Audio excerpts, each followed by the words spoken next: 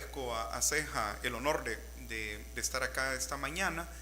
De igual manera, vengo a compartir la experiencia de El Salvador. De ninguna manera vengo a enseñar absolutamente nada, porque nosotros seguimos también aprendiendo de lo que hacemos bien y lo que hacemos mal en El Salvador, y también vamos a los diversos países a aprender qué es lo que pasa, porque las soluciones procesales no son únicas, son dinámicas y van cambiando, más ahora con la tecnología, tal como nos expuso muy bien mi colega Patricia Ivonne. Y efectivamente, pues hay que adaptarse a ese tipo de cambios, hay que hacerlo rápidamente. El derecho probatorio en realidad son una serie de reglas que nosotros nos imponemos para llevar información al tribunal, para llevar la información al juez. ¿Por qué? Porque el juez no conoce los hechos, no conoce normalmente, y nosotros proponemos mientras no haya prescripción de la acción penal. Por lo tanto, pueden imaginarse que a veces ponemos en materia penal un caso al día siguiente o el mismo día, pero puede ser que en materia civil, mientras no haya una prescripción, pasen los 3 años en materia mercantil, si es que lo hay, o 10 años, y no llevamos la información. Hay que entender que los hechos o los fenómenos de la vida real son metajurídicos, y por lo tanto, en alguna ocasión tenemos la información, en otros no tenemos la información completa. Y además de eso, tenemos que asegurarnos que la información que podamos llevar al tribunal sea por los procedimientos establecidos en la ley, y que además esta sea pertinente, que es la piedra angular del derecho probatorio moderno, que sea pertinente, que sea atinente a los hechos en controversia, que además sea lícita y que además pueda ser útil o conducente hacia las pretensiones que nosotros intentamos probar, o la teoría del caso, como explicó la compañera de Venezuela, en un caso en controversia. Pero adicionalmente, en el sistema probatorio salvadoreño, nosotros no solamente hemos incluido la pertinencia de como regla en el cual llevamos nosotros la evidencia que trata de mostrar el hecho que afirmamos, sino también incorporamos como pertinente también la prueba sobre la credibilidad del medio probatorio. Eso fue una novedad extraordinaria, porque en el derecho continental tradicional normalmente hay mucha reticencia de los jueces a hablar sobre la pertinencia de pruebas sobre la credibilidad de un medio probatorio.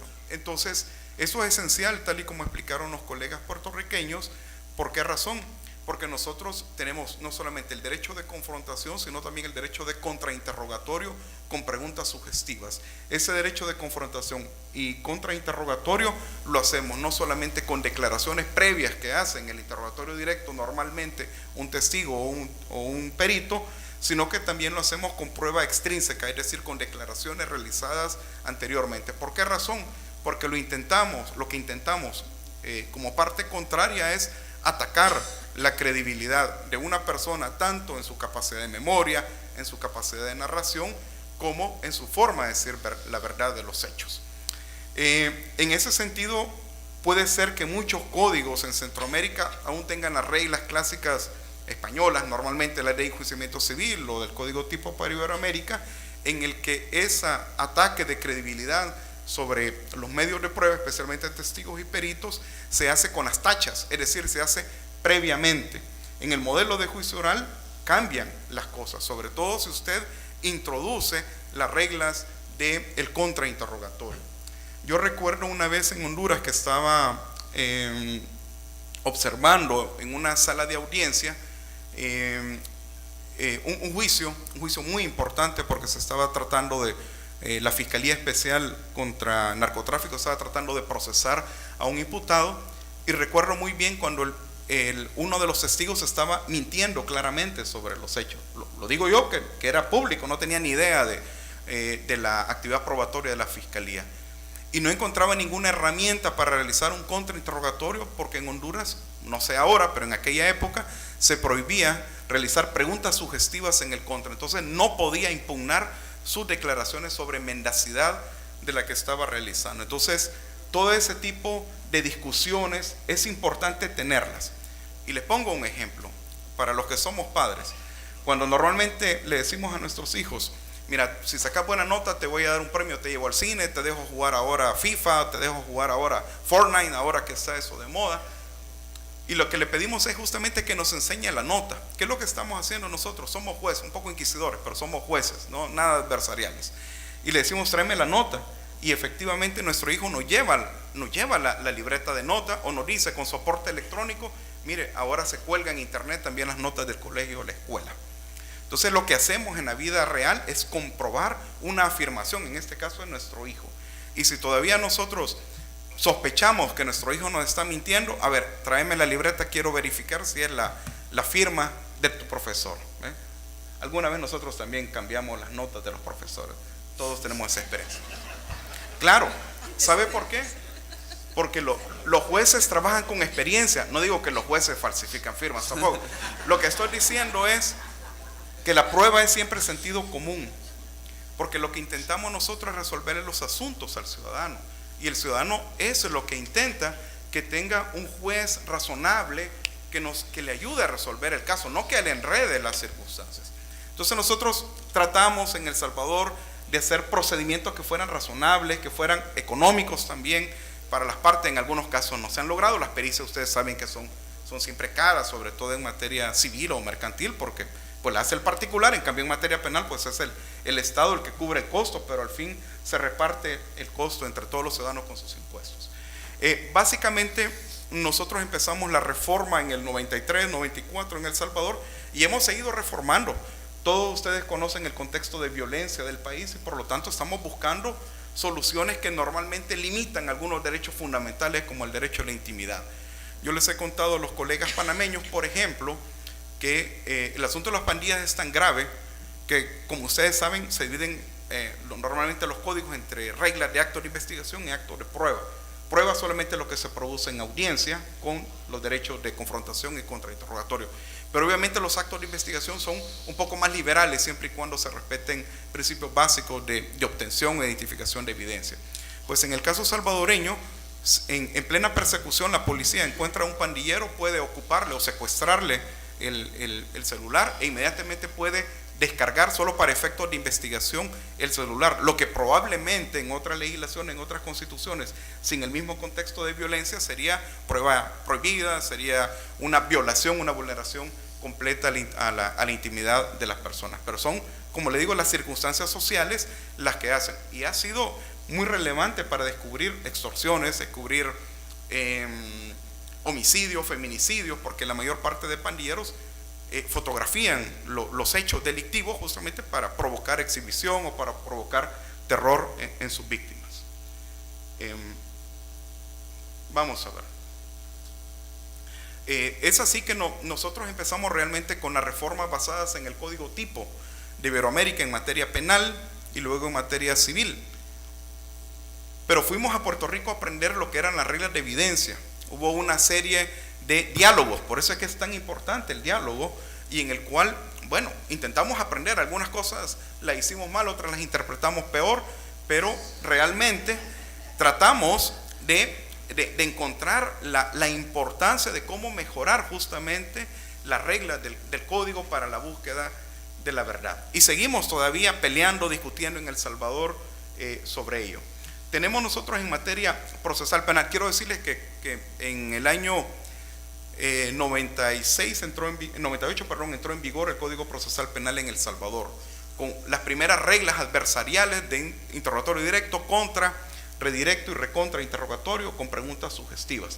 Incluso nos permitimos copiar la regla de evidencia de Puerto Rico, tomando en consideración incluso poder realizar preguntas sugestivas a mi propio testigo en materia penal. ¿Por qué? Porque en algunas circunstancias, excepcionalmente, el testigo tiene miedo para declarar, sobre todo en el caso de la fiscalía, y las preguntas sugestivas lo que ayudan es a declarar a las personas, pero se pide autorización para tratar como testigo hostil al propio testigo, y las reglas lo permiten, y volvimos a ocuparlas en el código vigente del 2010. Nosotros desarrollamos algunas pruebas que solamente y rápidamente se las menciono. La prueba testimonial, el testimonio de referencia, que es tan importante en el sistema norteamericano, y cada vez que nosotros vemos en evolución de nuestros juicios orales, vamos a darle una importancia relevante. La prueba de referencia se excluye normalmente porque no es confiable, no es que no sea pertinente, en algunos casos probablemente sean impertinentes, pero a veces la prueba de referencia es esencial para la solución de un caso en controversia. También es importante mencionarles que si nosotros seleccionamos el sistema de juicio oral, los jueces no solamente valoran o aquilatan las declaraciones de los testigos o las declaraciones de los peritos o de las partes en materia civil, sino que también evalúan la conducta no verbalizada de las personas que declaran. Es el demeanor que le dicen los gringos y los puertorriqueños, con el cual valoran también la conducta de la persona en lo que está declarando. Incluimos nosotros reglas de prueba de carácter y prueba de hábito que normalmente también son limitadas su admisibilidad. Pero también reglamentamos la prueba de modus operandi en el Código Procesal Penal. ¿Por qué razón? Porque saben ustedes que tenemos que también procesar a las estructuras criminales en El Salvador, y entonces determinados policías que observan las conductas o criminólogos que observan las conductas de estas bandas criminales también pueden declarar sobre modus operandi o la actividad criminal. Legislamos también sobre reglas de cadena de custodia, que es relevante justamente con aquella prueba que es normalmente fungible o que pueda ser confundible o que pueda ser alterada por las mismas autoridades o que pueda ser contaminada en su caso. Entonces se obliga a la fiscalía en este caso a demostrar que justamente la evidencia que se ofrece es justamente la que se secuestró o la que se ocupó en la escena del delito o en el lugar de los hechos. Incluimos también otra serie de reglas de reconocimientos.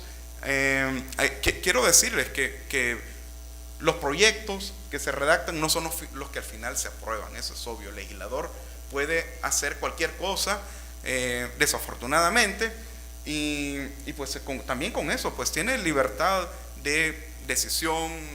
La Asamblea Legislativa al final es es donde el pueblo discute ordinariamente de acuerdo a nuestras constituciones.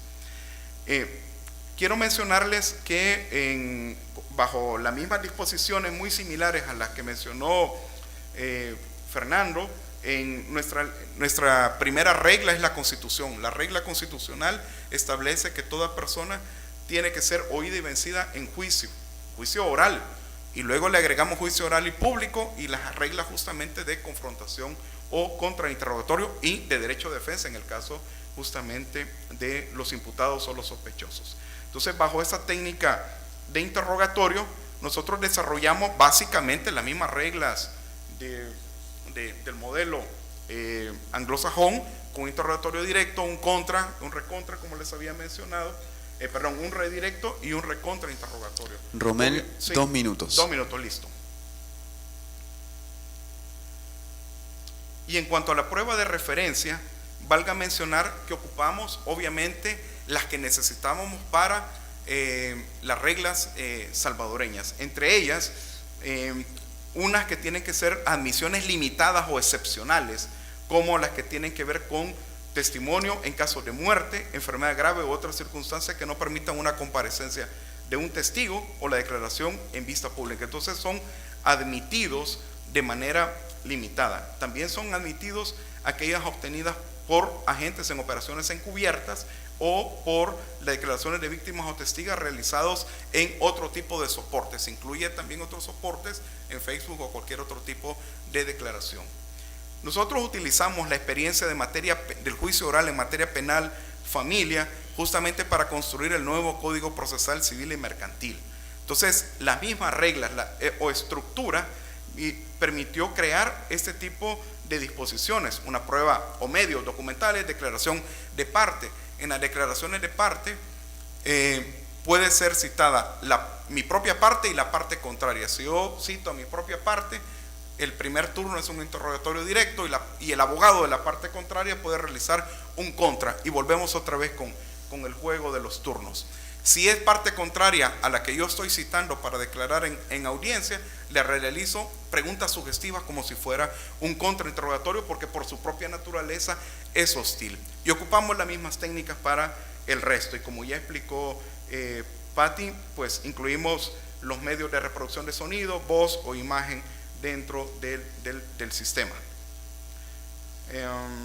No tenemos un orden predeterminado en la actividad probatoria. Creemos nosotros que eso es importante, porque así los abogados establecen su estrategia de lo que pueden presentar o retirar antes de poder pasar a su declaración. Tenemos nosotros también la posibilidad de introducir con testigos o con peritos prueba material o prueba demostrativa en audiencia, sea para impugnar o para reforzar justamente el recordatorio en cualquier tipo de soporte, planos, etcétera, etcétera. Y quizás para concluir, regulamos nosotros las objeciones. Las objeciones son el medio de impugnación que normalmente se debe utilizar justamente para controlar la actividad probatoria. Ese es el objetivo principal de este. Y copiamos, otra vez lo digo, con experiencia que tuvimos en Puerto Rico, cuáles son las que generalmente, esas son las regulaciones, no me voy a detener en ellas, pero sí les voy a nada más a que revisen ustedes la lista por si les puede servir.